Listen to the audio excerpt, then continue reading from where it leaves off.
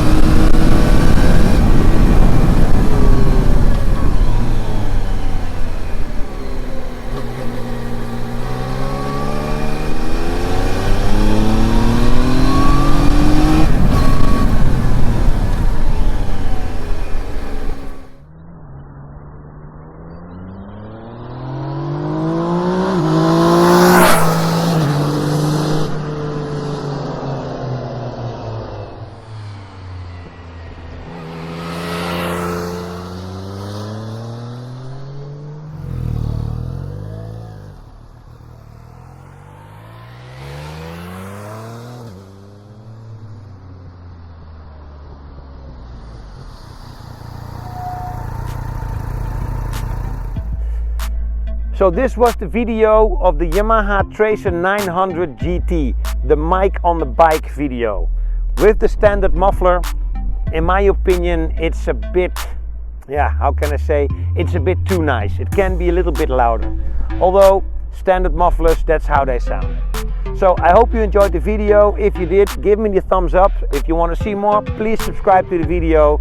And you could also press the bell button for extra updates. And if you got questions or anything, just leave a comment below this video. I hope you enjoyed it. Ride safe and see you next time.